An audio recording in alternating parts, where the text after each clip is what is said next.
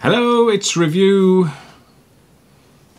Friday, Wednesday, whenever you see this. It's review day.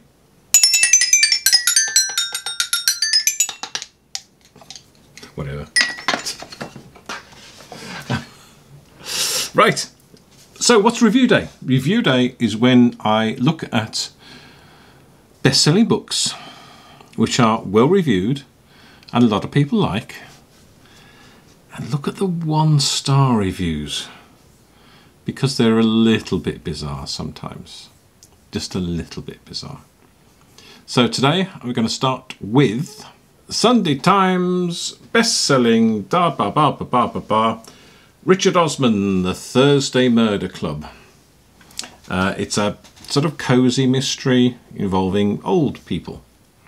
So yeah, it's you know, it is what it is. Richard Osman, if you don't know, is a sort of TV personality. He helps run quiz shows and runs quiz shows on telly. So yeah, and it seems a thoroughly nice chap. So this book, Richard Osman, The Thursday Murder Club, #1 Amazon bestseller in the UK. So, a little beacon of pleasure, such fun, Kate Atkinson, Ian Rankin, so smart and funny, deplorably good, etc, etc. Marion Keyes, and loads of people say good things about it. And customer reviews, 4.4 out of 5. That's not, you know, 6,938 global ratings, so it's had a lot of reviews. But 4.4 is a little bit, you know, it's good. Don't get me wrong, but so, you know, and reading this novel is an absolute joy. 5 stars. Celebrity author, first class murder mystery. 5 stars. Readable, interesting, and inspiring. 5 stars. This is readable. Very good. Anyway, so let's go down. 1-star reviews, because this is where the fun is. Tim Wilson says, 1 star, substandard. Substandard. That is funny. Really disappointed. Book jacket covered in huge creases. If this is indicative of pre-ordering, then I will not be bothering again. Very poor, with a, I don't know, some emoji after it. Probably a frowny emoji. And there's a picture. Yep. Oh yes. Well, the creases in the back.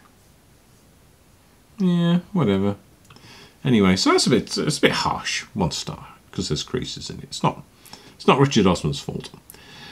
CSM says, very disappointing, silly and boring. I've read so many brilliant reviews of this book by well-known and ordinary readers like myself.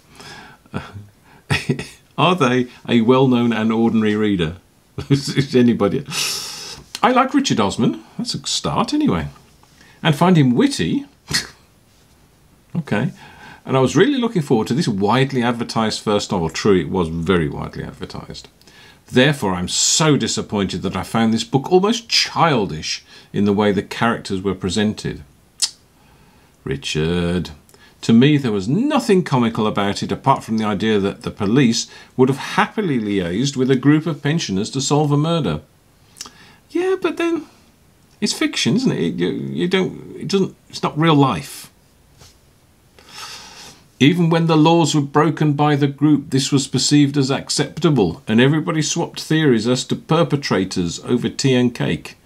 Yeah, well, that's what cozy mystery you do. You discuss it over tea and cake or coffee or whatever, but you do, you know, could it be this person and why am not that person? It's how these things work.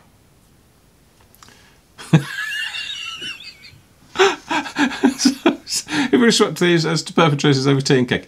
Mostly lemon drizzle, but orange drizzle on one occasion. So is that why there's a 1 star? Because the one occasion they had orange drizzle cake and it wasn't lemon drizzle. Damn you!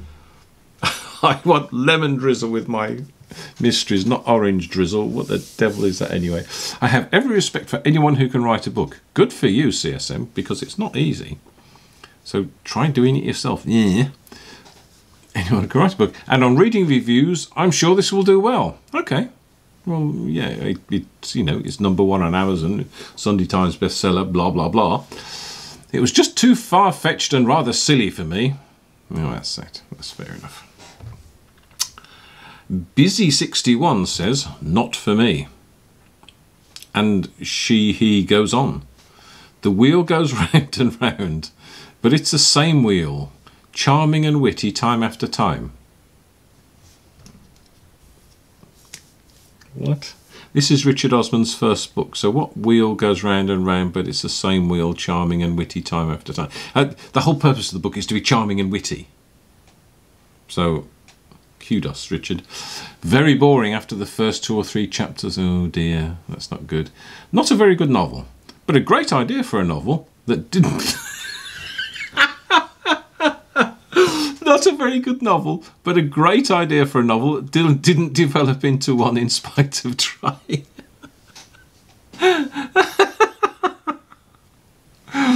Not a very good novel, but a great idea for a novel that didn't develop into one in spite of trying.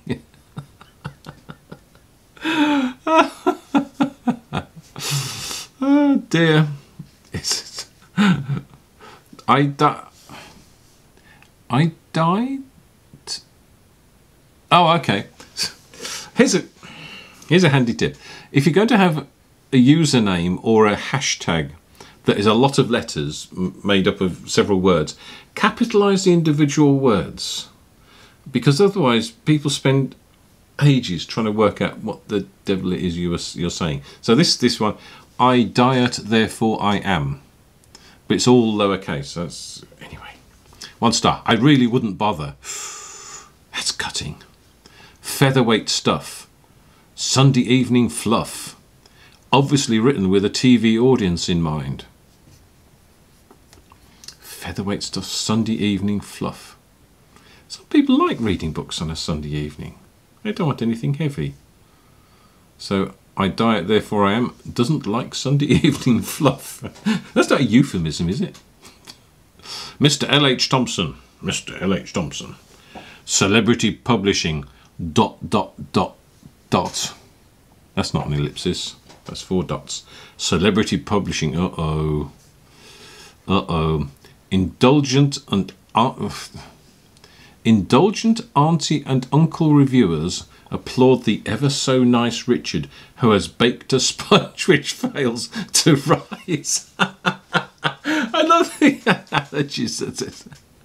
Indulgent auntie and uncle reviewers applaud the ever so nice Richard. He is nice. He comes across as nice. Who has baked a sponge which fails to rise. I can see where Mr. L.H. Thompson is going from. Slating. Is it slating? No. Oh, slighting with... Oh, right, okay. If you're going to use a common phrase or aphorism, make sure you know what it is first. Slating with damned praise. Now, I think you're meaning damning with faint praise, but slating with damned praise. Plus ça change. Oh, multilingual are we, Mr. L.H. Thompson? Tumble? I'll call him Mr. L.H. Tumble instead. Plus ça change. Indeed. I just read the titles there. Such hope, but major disappointment. Mrs. M.O.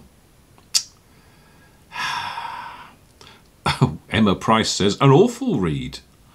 This is probably one of the poorest detective mystery stories I've ever read. The plot, in quotation marks, is tortuous. The characterization's extremely poor. Oh, the characterizations are poor, are they? Oh. And overall, a frustrating read. Certainly not worth buying. Suggests Richard Osman sticks to pointless. Wise words, perhaps, Emma Price. Maybe he'll take your advice on that. Mrs. A.A. Smith. Bizarre. In capitals. Bizarre. Lost me in the first few pages. Very confusing, so gave it up after 6 chapters of trying to understand where it was going. If it lost you in the first few pages, why did you read 6 chapters? Mrs. A.A. Smith. Bizarre. And Susie7. Hi, Susie. An expensive mistake. I bought this Kindle because No, you didn't buy a Kindle, Susie. You bought a Kindle book. But anyway, we'll move on. I bought this Kindle because I like Richard Osman. Who doesn't? And thought it would be an easygoing, fun read. After a while, I started to wonder what the 5-star reviews were reading that I wasn't. The reviews don't read. Anyway. At the beginning, it was like putting the dictionary into a... At the beginning, it was like putting the dictionary into a blender and eventually ending up with a very bland mixture. Don't put your dictionaries in the blender, people. That's not a good thing to do, because you end up with a very bland mixture, apparently. I started and stopped this twice, then gave up. Sorry if you disagree. That's fair enough. But you can't please all of the people all the time. Very true. You can't. Susie7. And 1 star. So that's it. That's current #1 Amazon bestseller, Sunday Times bestseller. It's got rave reviews from a gazillion people and authors, and Mark Billingham and Harlan Coben even. But not everybody likes it. You can please all of the people. You can't please all of the people. Anyway, that's the end of review day. Hope you enjoyed it. Come back next time when we will be reviewing something else. Who knows? Until then,